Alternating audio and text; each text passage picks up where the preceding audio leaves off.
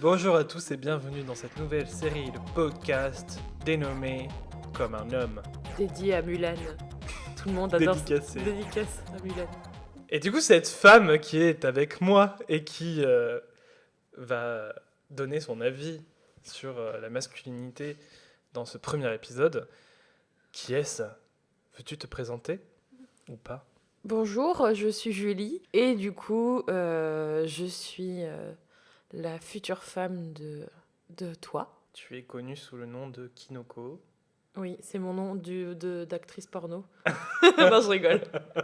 Ça, c'est parce qu'on a parlé de ça hier. Oui, mon pseudo, c'est Kinoko, depuis plusieurs années.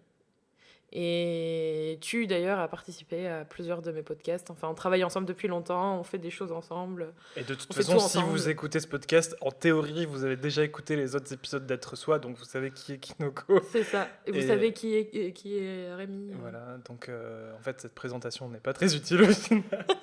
Mais Mais ça- admettons que c'est le premier podcast que vous écoutez de Être Soi, de Kinoko. Eh bien, voilà, vous savez.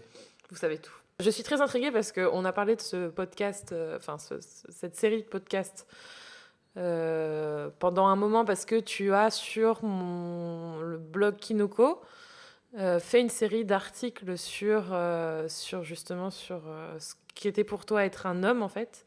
Et ça avait beaucoup marqué les gens, ça avait interpellé, il y a eu pas mal de commentaires et de retours. Et c'était assez intéressant. Et c'est aussi pour ça, je pense que tu as voulu faire ce podcast notamment et que tu avais envie de parler de ce sujet-là.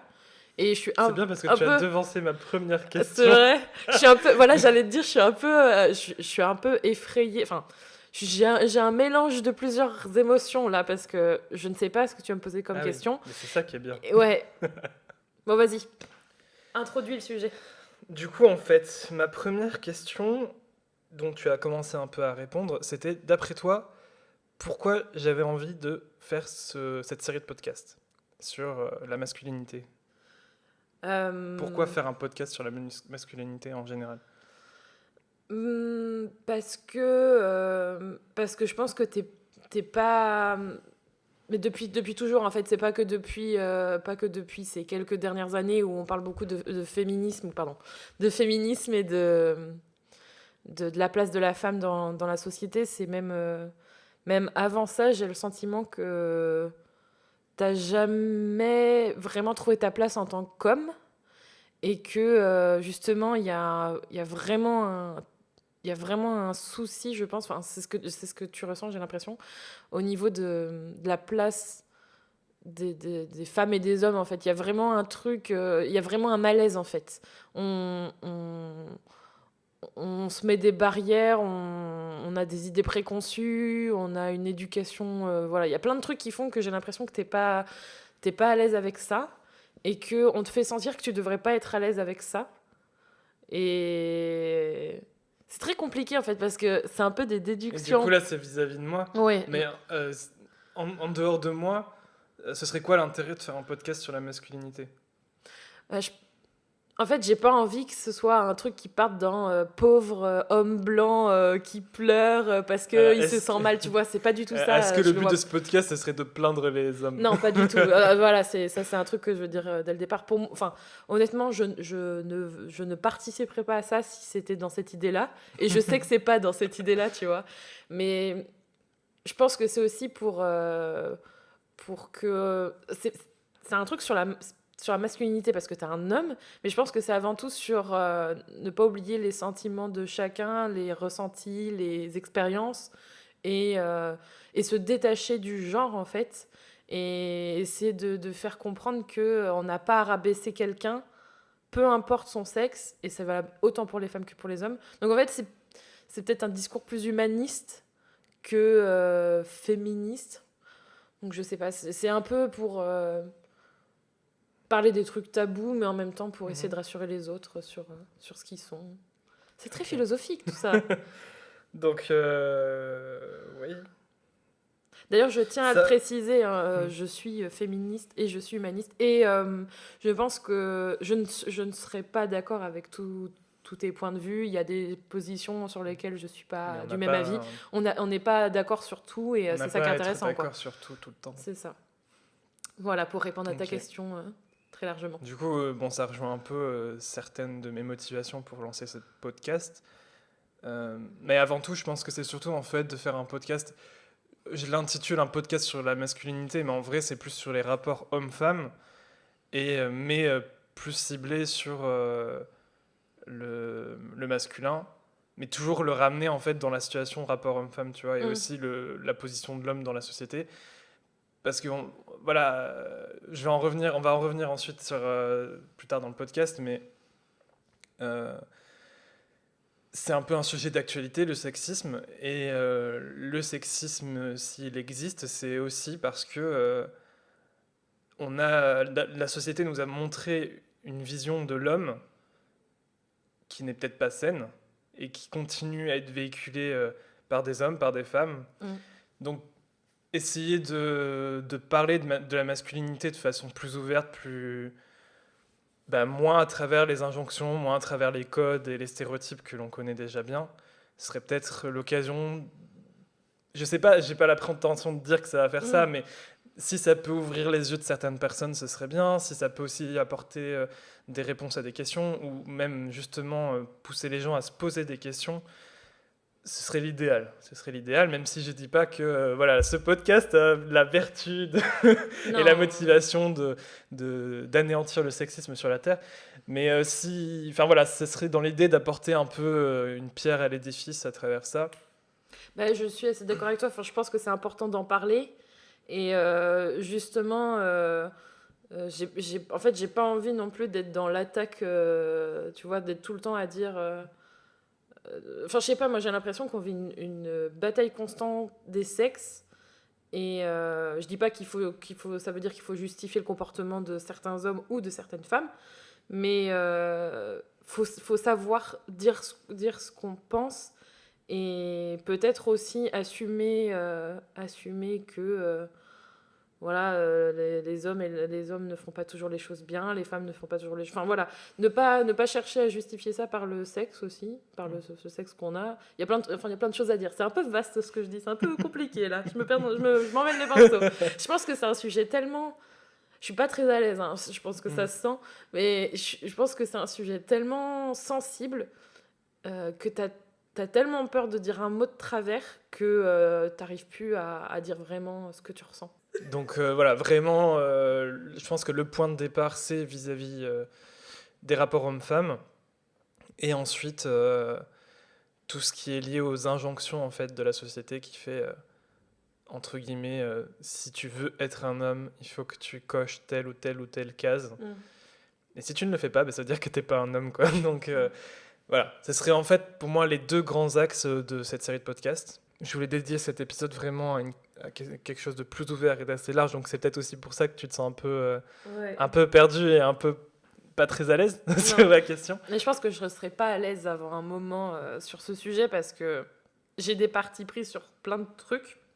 Et en fait, j'ai jamais entendu un discours serein ou un discours où les deux parties ne sont pas là pour enfoncer l'autre, en fait. J'ai jamais entendu un débat entre hommes et femmes, tu vois,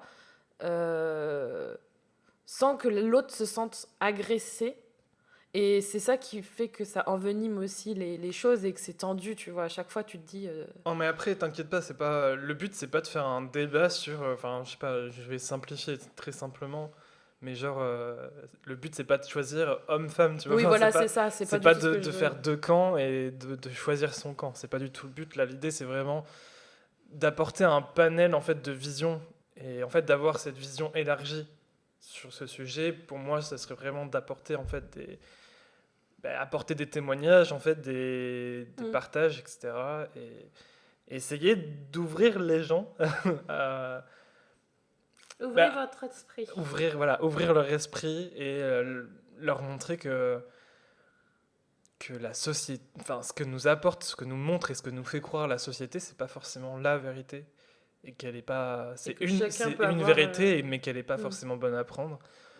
Et voilà. Okay. Donc en fait, la question, c'est lorsque tu étais enfant et adolescente, pour toi, c'était quoi c'était quoi être un homme en fait? Qu'est-ce que les individus en face de toi masculins, à tes yeux, c'était quoi en fait le fait qu'ils soient des hommes? Enfin, qu'est-ce qui les différenciait de toi Ouais. en tant que fille, jeune femme? C'est hyper large comme question. Je me souviens pas avoir une ressenti une grosse différence. Enfin, pour moi, et je te l'ai toujours dit, la différence majoritaire entre nous, pour moi, est simplement organique dans le sens ou physique plutôt. Où on a un sexe différent, voilà, notre corps n'est pas fait, n'a pas la même chose. Genre, voilà, t'as un sexe masculin, j'ai un sexe féminin. Voilà, les poils, pour moi, tu vois, c'est plus. Ça, c'est peut-être, tu vois, une idée préconçue. Je peux peut-être. En le disant, je m'en aperçois, tu vois. Mais genre, quelqu'un qui a plus de poils, quelqu'un qui a plus une musculature plus forte, tu vois, genre... Ouais, mais là, on parle vraiment de quand t'étais plus jeune, quand t'étais enfant, Ouais, adolescente, voilà. mais je pense qu'enfant, enfant, c'est plus le côté paternel, tu vois, protecteur. Si on part vraiment dans l'enfance, tu vois, l'homme, pour moi, c'était... C'était ton père. Ouais, voilà, c'était pas... Il y avait pas... C'était ma famille, c'était mes petits copains de classe... J'ai pas de souvenir. C'était une figure protectrice, tu vois. Et les garçons de ton âge, quand t'étais enfant, t'avais pas de réelle différence? Enfin, tu les considérais pas comme... Je me considère être enfant jusqu'à la fin de primaire. Je pense Ouais. que c'est une bonne... donc, je vais partir là-dessus.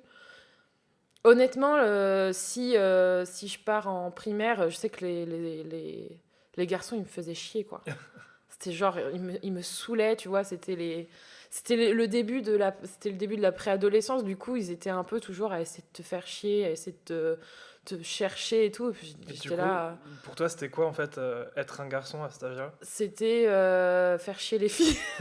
Non, clairement, c'est ça. C'était ça la grosse différence entre les garçons et les filles? Ouais, il faut toujours qu'ils aient raison, il faut toujours qu'ils soient plus forts que toi, il faut toujours qu'ils cherchent Les garçons, c'était des dominants, quoi. Ouais, voilà, il faut toujours qu'ils cherchent à faire la différence, Mm. à pas être des filles, en fait. Et il y a vraiment cette recherche de... Compétition un peu Bah non, de séparation, tu vois. Ils cherchent vraiment à essayer de pas être comme toi. Je sais pas si je peux dire supérieur, mais vraiment à marquer la distance pour essayer en fait, comme si être une fille, c'était pas bien, tu vois. Genre vraiment à essayer de se détacher de ce que c'est être une fille. Parce que je pense qu'on leur fait bien comprendre que ils sont pas des filles, qu'ils doivent pas être des filles, et avec tout ce que ça implique derrière. Donc, tu vois, j'avais la figure peut-être plus paternelle dans la protection et tout, et tout le côté ah bah non, je suis pas une fille, tu vois. C'était un peu Et ça. dans l'adolescence, ça a changé ou pas? Ouais, non, mais franchement, je me souviens que heureusement que j'ai un caractère fort, et je me dis que ça se construit aussi comme ça. Mais franchement, je me souviens que ça a été un choc pour moi parce que quand je suis arrivée au collège, ça a été là où on est passé de je suis pas comme toi, tu vois, à tu es pour moi. Je vais te toucher ton corps sans que tu le demandes, je vais te dire des choses que tu veux pas entendre. Mais vraiment des trucs où je me dis, on est passé d'un petit gamin de CM2 à un sixième en rut, quoi. Clairement, c'était très étrange. J'avais des mains aux fesses, j'avais des regards que je voulais pas, tu vois. Je me souviens qu'en sixième ou en cinquième, j'ai dû foutre des coups de pied entre les jambes à des mecs parce que j'étais pas dans un environnement très sain. Et le fait que que les adolescents souhaitent marquer en plus cette distance, ça rajoute au fait que bah voilà, t'es pas comme moi, je fais ce que je veux de toi, tu vois. Ça commençait déjà à être comme ça. Et je pense que l'environnement joue aussi. J'étais pas dans un collège très très sain, et du coup ça faisait très bizarre, quoi. Et ta vision des hommes adultes, c'était toujours une figure paternelle? Il y avait pas trop de différence par rapport à quand t'étais enfant? Bah, la mienne était assez absente, donc du coup pour moi c'était surtout mes professeurs, tu vois. C'était ça mes figures Et tu les masculines. percevais comment? Comme pas très positivement, parce que j'avais pas des profs mecs qui étaient ultra il a fallu attendre au collège, c'était pas trop ça, tu vois. C'était plus des gens effacés, des gens qui étaient là pour te dire quoi faire et c'est tout. Et c'est pas des gens en qui t'avais envie d'avoir confiance, c'est pas des... Voilà. Donc le côté paternaliste, donner la leçon. Ouais, c'est plus le côté prof chiant, quoi, le truc. Tu crois pas en lui, tu crois pas en ce qu'il te dit. Et il a fallu... C'était pas une figure rassurante, Non, quoi. pas du tout, pas du tout. D'accord. Mais après, au lycée, tu vois, ça s'est un peu plus construit, c'était un peu plus différent, mais je pense que le collège, c'est assez... Je sais pas si encore aujourd'hui c'est pareil, mais je trouve que c'est un passage un peu spécial. Hein. Compliqué. Ouais, ouais, ouais. Et du coup, aujourd'hui, à l'heure actuelle, est-ce que ta vision a changé par rapport à quand tu étais enfant, adolescente? Est-ce que maintenant tu as une autre vision des hommes? Ou est-ce que c'est la même Tu veux dire protectrice qui cherche Non, à enfin, se... je te demande, je veux pas, Non, non, je veux non. pas te diriger sur une définition ou quoi. C'est juste, je voudrais savoir si tu as toujours la même vision de quand tu étais enfant, c'est-à-dire, comme tu nous as dit, euh, des personnes qui sont un peu effacées, mais qui à la fois se montrent autoritaires avec à se montrer supérieur en te disant oui, moi je sais ce que tu dois faire, etc., en te donnant la leçon et tout. Mm, Puis aussi à montrer la différence en disant mm. qu'il ne veut pas être des filles. Est-ce que t'as toujours cette vision-là des hommes ou est-ce qu'elle a changé? Alors, je pense que c'est pas que j'ai toujours cette vision, mais j'ai toujours rencontré ce genre de... Jusqu'à aujourd'hui, j'ai toujours eu sous les yeux, même à l'âge adulte, des personnes enfin, des hommes qui se comportaient comme ça. Et... mais, mais en fait, je suis consciente que c'est pas la seule façon d'être un homme parce que je suis avec toi et que je pense que le fait de construire une relation amoureuse et une relation intime avec quelqu'un qui n'est pas... qui a l'inverse total... Je fais des teasings là. Qui a l'inverse total des idées des autres hommes que j'ai pu rencontrer. Ça joue beaucoup, mais en fait, ce qui est dramatique, c'est que ce soit à travers l'actualité, à travers les hommes que j'ai pu rencontrer, en majorité, que ce soit dans le travail ou des amis, ou même des gens que j'ai croisés, malheureusement, il y a encore beaucoup trop d'hommes qui se sentent supérieurs ou qui sentent qu'ils ont une certaine autorité sur toi, que ce soit à travers un poste, à travers une position dans une société, à travers... société, je parle d'entreprise, à travers... même familial, ou... Il y a vraiment un truc, tu sais, comme si c'était acquis, et que toi, tu vas venir le challenger parce que tu sens que c'est pas juste, tu vois. Et c'est dur. C'est dur parce que tu te dis, mais déjà, toi, à la maison, tu connais pas ça, tu vois. Tu te dis, mais tu as juste envie de dire, mais il est con. Enfin, il est con, quoi. Enfin, je veux dire, pourquoi il est comme ça? Et parce que je suis habituée au quotidien à être avec quelqu'un qui est différent, qui est pas du tout figure d'autorité, à essayer d'être protecteur parce que tu es une chose fragile. Et je me dis, mais il me prend pour quoi? Je trouve ça complètement con. Donc, en fait, malheureusement, je trouve que ça... La seule chose qui a changé, c'est le fait que j'ai grandi. Et du coup, en fait, eux aussi, ils ont vieilli. Donc, en fait, le schéma se retrouve, mais à l'âge adulte, donc sur d'autres plans.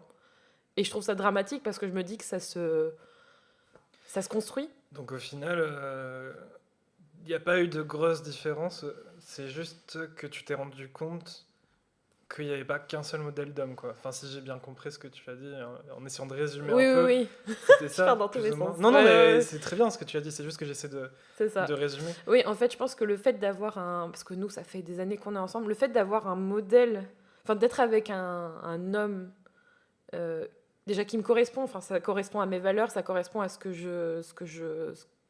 j'ai envie d'avoir d'être avec une personne comme ça, un homme comme ça, et de voir que finalement dans le quotidien t'as trois quarts du temps des hommes qui sont pas du tout je sais pas. Oui, en fait, la seule chose qui a changé, c'est l'environnement et voilà, le fait que tu grandis dans une société et que voilà. Donc en général, ta vision des hommes, quand même, elle est plus ou moins restée la même. Tu considères encore que les hommes ce sont des figures paternalistes. En fait, je trouve qu'il y a... En fait, je sais, pour que tu existes, tu vois, je sais il y a des hommes qui ne sont pas comme ça. Ce que je trouve triste, c'est que Tu vois plus les on autres voit plus les que... autres, mais parce qu'ils sont aussi très nombreux, tu vois. Et c'est ce que je te disais une fois, c'est si on dit...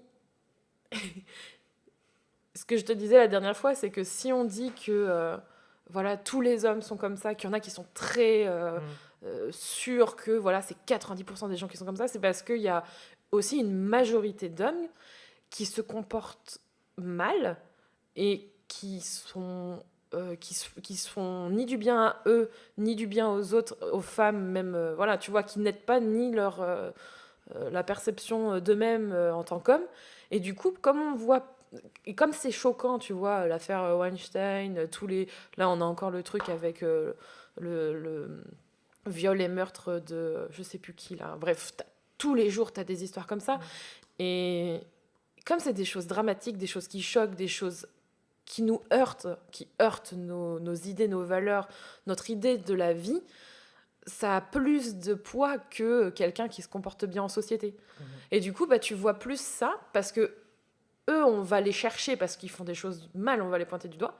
Mais des hommes qui se comportent bien, qui sont d'accord avec la majorité des femmes ou des hommes qui portent les mêmes valeurs, eux, comme ils sont du côté des femmes, ben, on s'en fout. Et du coup, ça fait une bonne transition à ma seconde question, à laquelle tu as un peu répondu du coup, mais... Je réponds avant. C'était l'avant-dernière question, à savoir si, avec les derniers événements récents de la libération de la parole des femmes sur leurs agressions qu'elles ont vécues, le comportement indigne de beaucoup d'hommes, etc., est-ce que ça a influencé ta vision des hommes? Non, moi, je pense pas que ça a influencé, mais je suis contente que d'autres hommes et d'autres femmes le voient. Ou alors ne font plus semblant de ne plus voir, surtout. Et ce qui est bien, c'est qu'en fait, ça engage des discussions, même surtout avec des personnes proches. Et c'est là que tu t'aperçois qu'il y a des femmes qui pensent des choses horribles d'elles-mêmes ou qui sont tellement convaincues que c'est normal que tu te dis, il y a un vrai décalage, tu vois.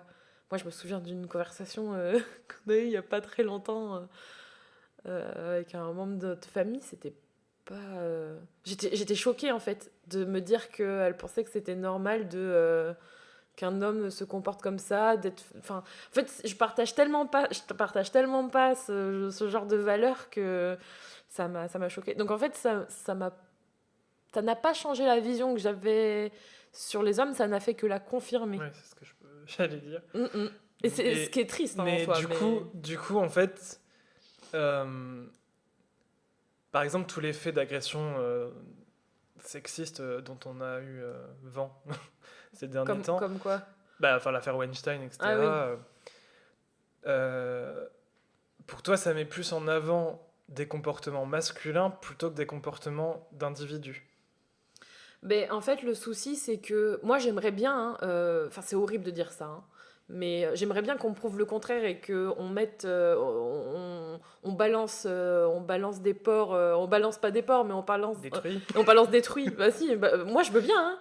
Il y a aucun problème, en fait, mais tous les faits nous prouvent le contraire. En fait, les faits nous prouvent le contraire, et quand on creuse, et pourtant, je pense qu'il y en a qui essayent dur, tu vois. Pour, tu vois, les unes de journaux, les hommes parlent au nom des femmes. Non, mais gros foutage de gueule. Enfin, tu te dis. En fait, t'as l'impression d'être dans une dimension parallèle, quoi. Tu essayes de te défendre et de défendre le fait que, voilà. Et c'est prouvé par les chiffres que la majorité des agressions dans un couple, je sais plus quoi, il y avait cette histoire là par rapport à la dernière affaire là, du mari qui a tué sa femme, soi-disant violente, mais que bah, du coup on n'a aucune preuve à part sa bonne parole pour le prouver. Tu vois, il y a des trucs en fait où tu as l'impression que peu importe, tu vas libérer ta parole, mais ça va tout le temps se retourner contre toi. Donc en fait, tu vois, il y en a aussi qui creusent bien fort et bien dur pour essayer de faire en sorte que ce soit toi la victime. Ça me rappelle, alors, petit aparté, mais peut-être qu'il y en a qui ont regardé. J'ai regardé la suite de Grey's Anatomy ces derniers temps, et c'est bien parce que ça correspond parfaitement à cette discussion. Et dans un épisode, justement, il y a un mec qui est assez psychopathe, et en fait, il est avec quelqu'un et il se sert, en fait, il la manipule, c'est un manipulateur, je sais plus comment on dit là, Narcissique. non, pire que ça, enfin pas pire que ça, mais ah, comment on dit déjà?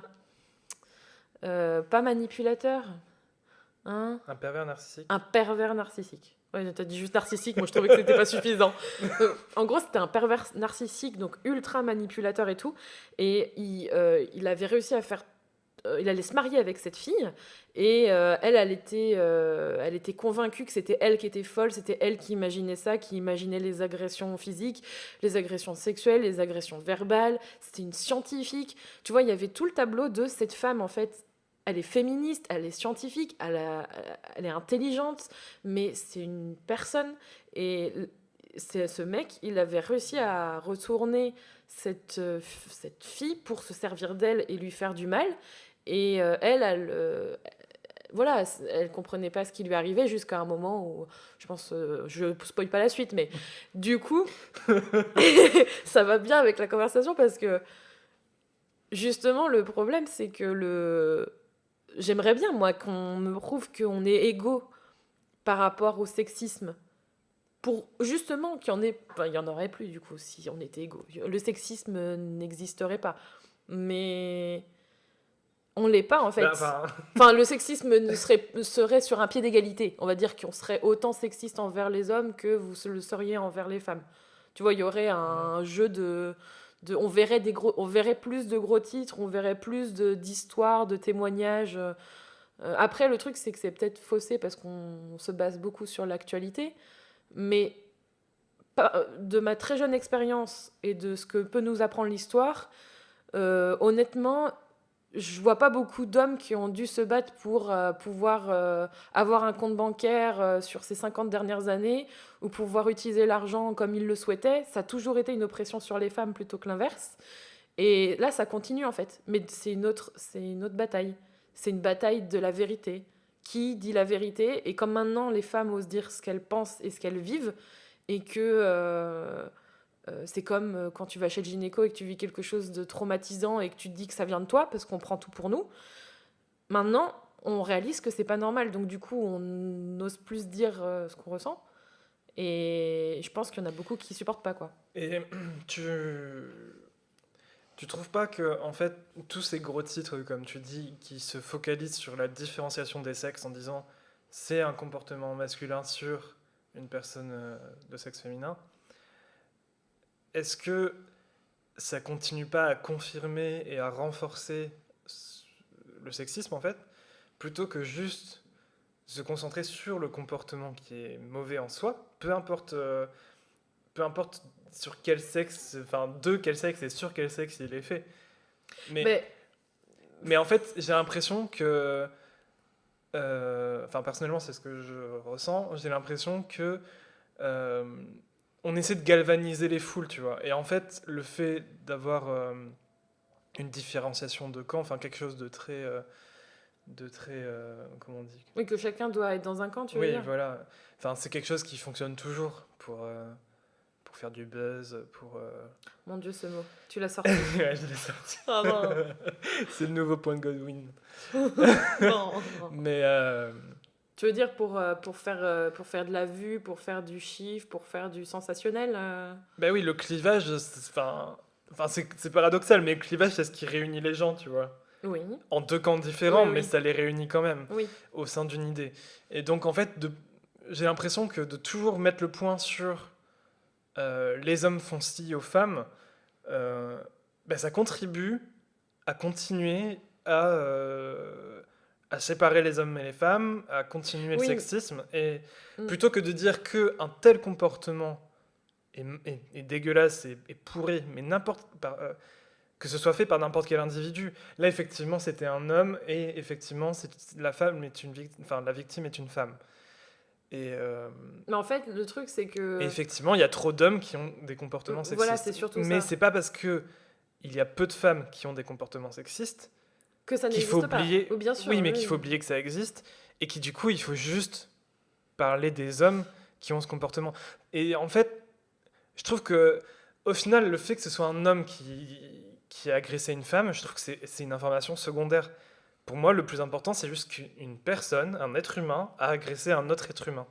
Tu vois. Je suis pas d'accord avec toi parce que le souci, c'est que si on pointe le fait que c'est un homme... Alors, je suis d'accord sur le côté clivage, que ça facilite la tâche des personnes qui ont envie d'être dans un camp et de dire qu'ils se sentent opprimés par les femmes ou elles se sentent opprimées par les hommes. Enfin, voilà, de toute façon, ça, on le sait, ça va jamais arranger les choses parce que plus on sera les uns contre les autres, moins on sera ensemble pour lutter contre l'égalité des sexes. Tu vois, c'est le jeu de tous, en fait.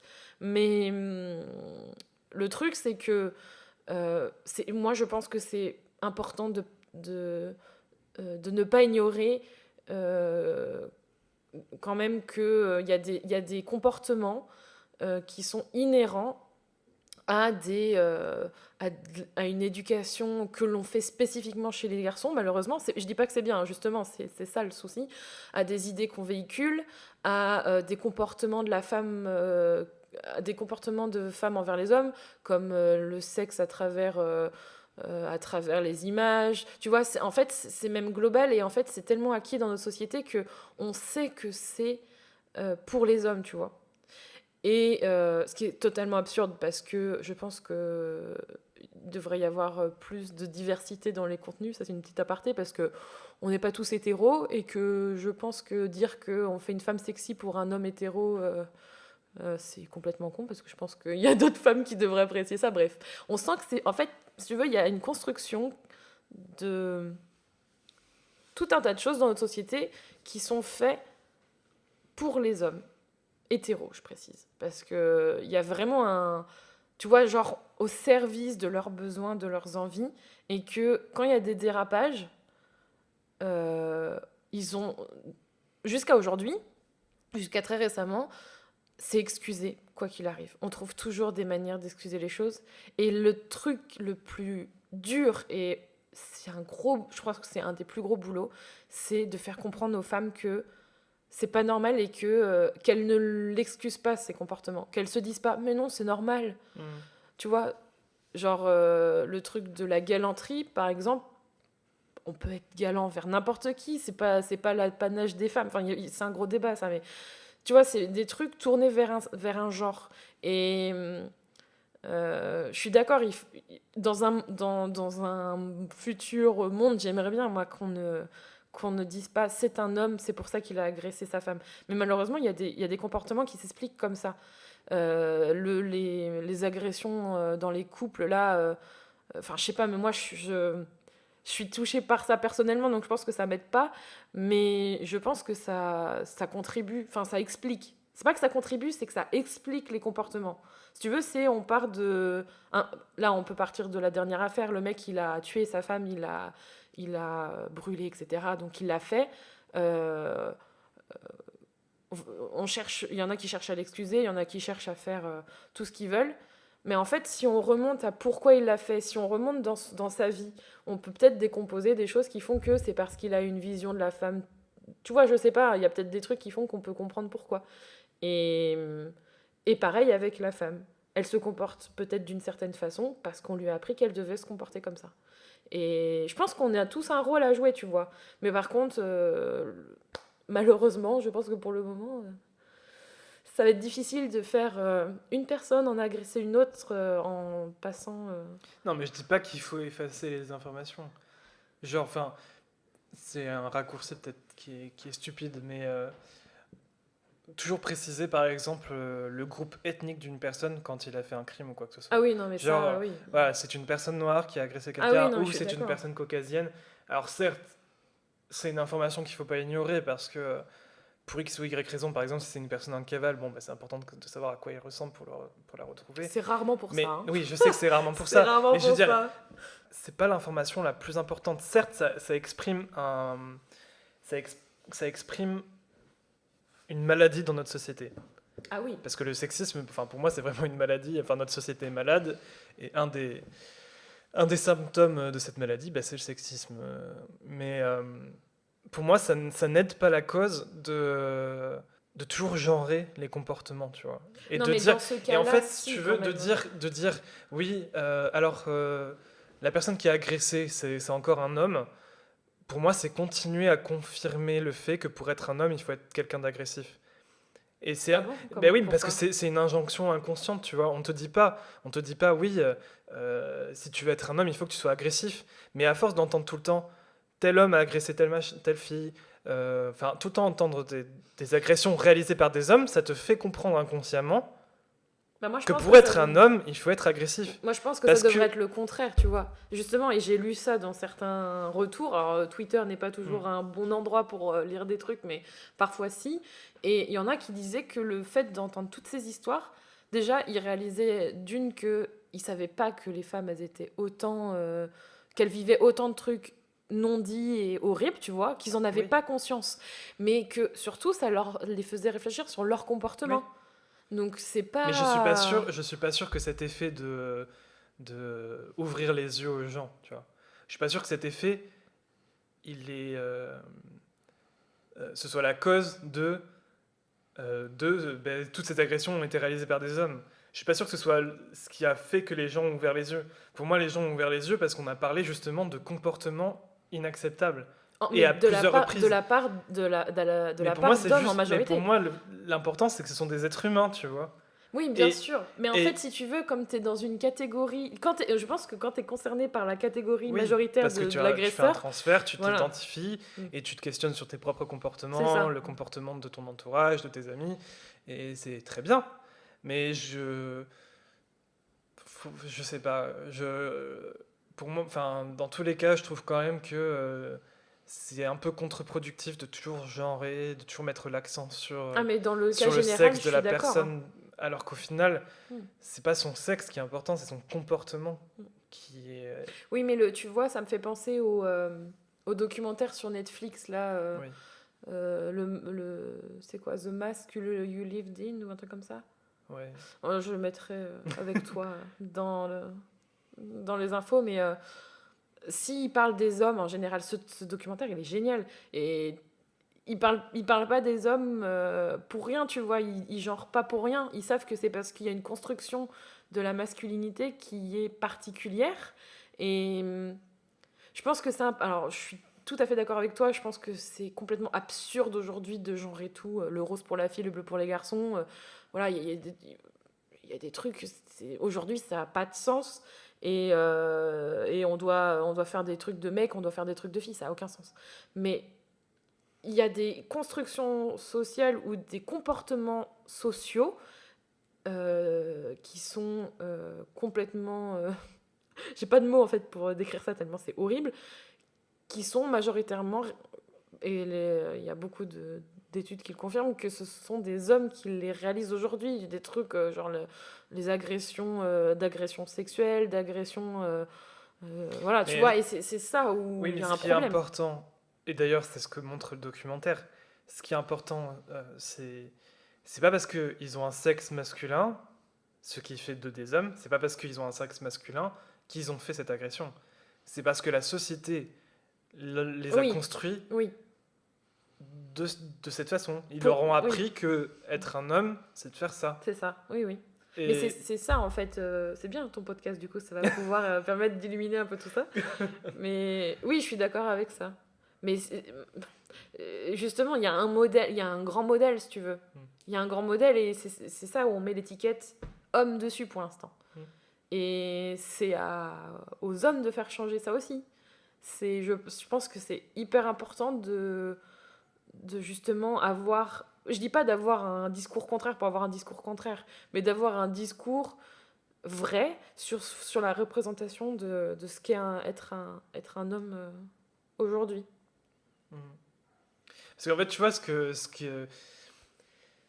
que je retiens en fait de cet épisode, c'est que quand même au final, quoi qu'il arrive, depuis que t'es enfant et jusqu'à maintenant, t'as une vision de l'homme négative, tu vois. ce qui en sort. Oui, Tu dis quand même, tu sais que tu as conscience qu'il existe des hommes qui ne correspondent on les pas voit pas assez. à la vision que tu as. Mais au final, la vision que tu as de l'homme, c'est quelque chose de négatif. Mm.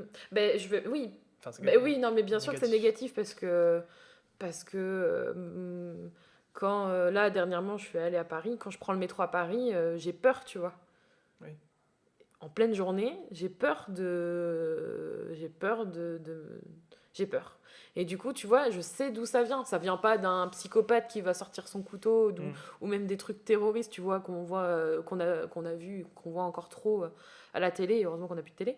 Mais ça vient de. J'ai plus peur Des hommes. des hommes, en fait, du comportement d'un homme que de toute autre chose. Je pense aussi que c'est lié à mon vécu, mais le harcèlement de rue et Et tout, je le sais d'où il va venir, quoi. est-ce que tu as plus peur depuis, depuis tout le partage des informations dont on a parlé dans tout le podcast, où ça a Mm. toujours été le cas, il n'y a pas eu Non. de grosses différences? Non, parce que je pense que. Alors, je parle en mon nom, mais je pense que beaucoup vivent la même chose.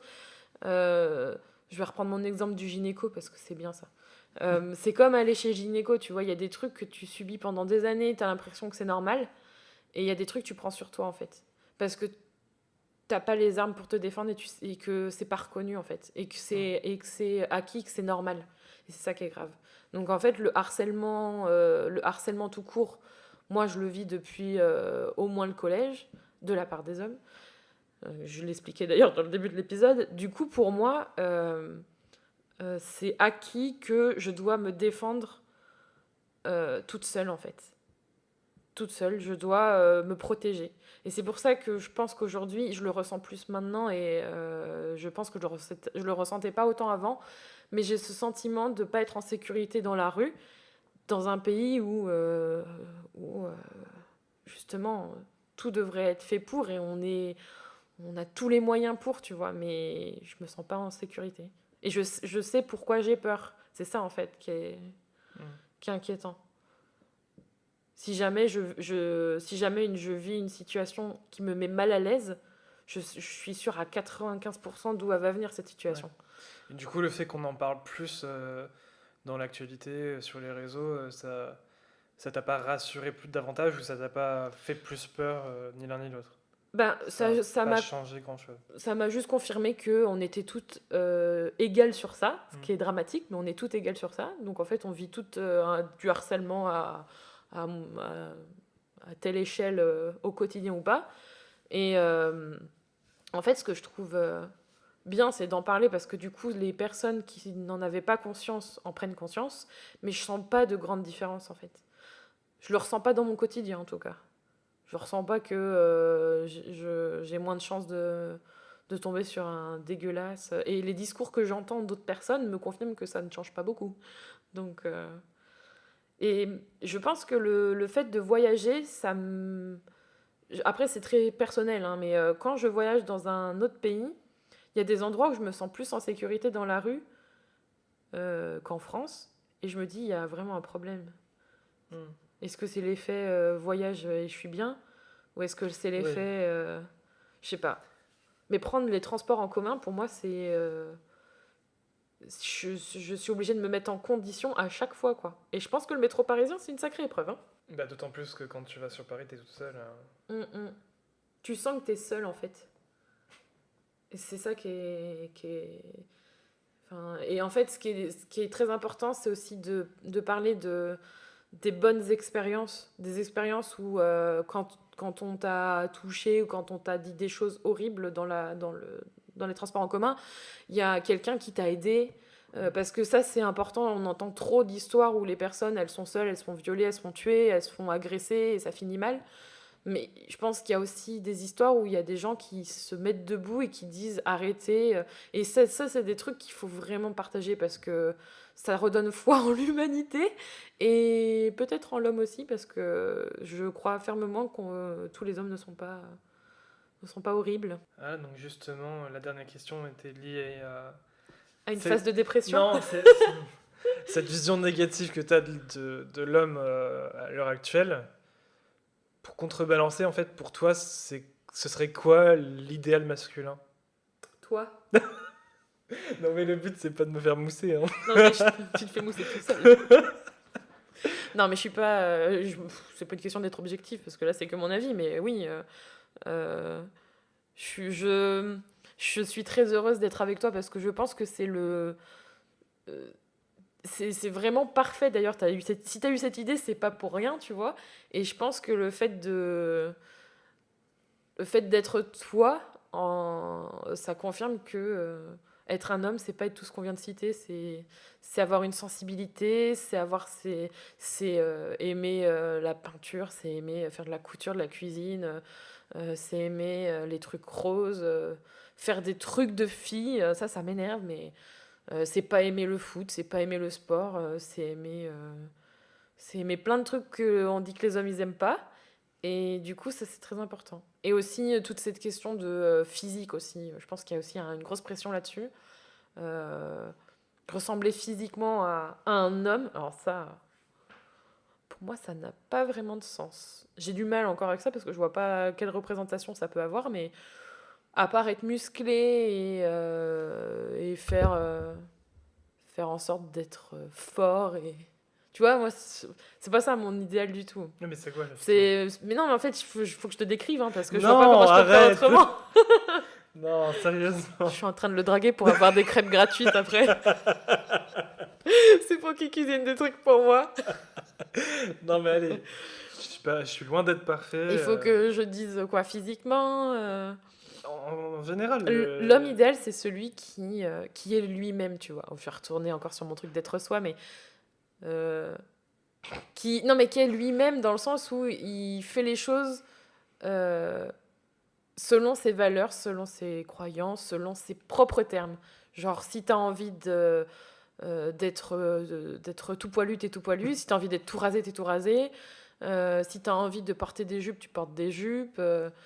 Si t'as envie de pas être musclé, t'es pas musclé. Enfin, tu vois, des trucs comme ça c'est pour le physique, mais je pense que la partie psychologique aussi est importante, c'est pleurer. En fait, tout ce qu'on attribue à la femme, on devrait mettre un verre au milieu. T'as les verres femmes et hommes et on mélange tout ensemble dans le même, tu vois. Je pense qu'il est temps de mélanger un peu tout ça pour moi c'est ça. Donc c'est celui qui se donne la liberté d'être soi, quoi. C'est ça, d'être comme il voudrait. Qu'il n'ait pas honte d'être lui-même. C'est très important. Je pense qu'il y a une honte d'être l'homme que tu souhaites être aujourd'hui parce que on te met dans des cases et on te valide pas en tant qu'homme si tu fais pas certaines choses. Et ça, c'est très lourd, je pense. Et c'est dommage. Si tu veux porter une petite jupe, c'est quand tu veux. Oui, peut-être, je ne sais pas. Je sais, c'est pas ton truc pour l'instant, mais Pour l'instant. si jamais tu veux porter des jupes, je te prêterai les miennes. Ok, pas de souci. On fera un défilé en live sur YouTube. Mais regarde, tu vois. Réservez votre date. Thème. Ça fera peut-être l'objet d'un autre épisode, mais le fait qu'on te dise que t'es trop gentil ou que t'aimes conseiller sur des vêtements, genre t'aimes bien, tu vois, donner ton avis, dire ah non, moi je verrais plus ça et ça, des choses qu'on attribue aux hommes gays. Genre encore une catégorie. Ce qui est très drôle, non, c'est pas drôle du tout. Non, c'est pas drôle, mais c'est terrible. Les hommes gays, en fait, c'est comme si on les castrait, quoi. Les hommes gays ne sont pas des hommes. C'est des hommes-femmes. Voilà. C'est des hommes qui n'ont pas de sexe masculin. Je sais pas. Donc du coup, tu vois, c'est des choses où... c'est marrant parce que dans Grace et Frankie, encore une référence audiovisuelle, il y a ce truc-là aussi. Je dis pas que les gays, ils doivent pas aimer... qu'est-ce que j'ai dit conseiller les vêtements, enfin tu vois tout ce que je viens de dire là. Mais je veux dire, c'est pas l'apanage d'une catégorie de personnes ou d'une préférence sexuelle. Et je crois que le pire, c'est moi, ça me blesse toujours qu'on te dise que oh, il est trop gentil. Genre, c'est trop beau pour être vrai. À chaque fois, quand j'entends ça, je me dis ok, ça veut dire qu'il n'est pas un vrai homme, il devrait pas être comme ça. Enfin, tu vois, il y a comme une illumination, genre waouh, c'est incroyable qu'il soit comme ça. Genre waouh, je m'y attendais pas. Bah si. C'est con, hein. Donc voilà. Ok. T'as découvert des choses avec moi. Bah, je voulais éviter de conclure sur moi. J'y peux rien. Tu poses les questions à moi, qu'est-ce que tu veux que je te dise? Il est tout rouge, il est tout malaisant. Malaisé. Il est malaisé. Oui, pas malaisant. Ok, mais je crois que j'ai plus de questions. L'interrogatoire est terminé. Est-ce que tu veux rajouter quelque chose ou non? Pas particulièrement, mais je suis contente d'avoir fait cet épisode avec toi. Et j'espère que ça n'accentuera pas le clivage entre les sexes, en fait. Pour moi, l'idée, c'est que... j'ai une vision féministe / humaniste. Donc, moi, j'ai envie qu'on soit bien ensemble, en fait. Je vois pas d'intérêt à ce qu'on se fasse du mal entre nous. Et ça fait très bisounours, mais moi ça me fait chier qu'on dise que ça fait bisounours. C'est pas bisounours, c'est juste bienveillant et voilà quoi. Le jeu de pouvoir, c'est bon, ça va 5 minutes. Et du coup, j'ai beaucoup de mal à trouver des volontaires. Donc, Voulez-vous être ma victime? que vous soyez des femmes, que vous soyez des hommes, ou que vous en connaissiez, qui seraient intéressés pour participer à ce podcast. Ouais, j'ai cru que t'allais dire si vous connaissez une femme ou un homme. Je me suis dit, sinon, c'est des ermites, ils connaissent personne, tu sais, genre, ils sont tous seuls en train d'écouter le podcast. Non, mais voilà, oui, de tout sexe, de tout genre, de tout ce que vous voulez, même un canard si vous voulez. Vous pouvez venir participer et donner votre avis. Voilà. Libérons la parole de tous. Bisous. Est-ce qu'on termine avec une version chantée par Julie non, Comme un homme? Non, mon Dieu. Non, vous allez pleurer, là. Je vous chante pas ça, moi, c'est même pas la peine. Eh bien, merci d'avoir écouté et au prochain épisode. Au revoir. À bientôt.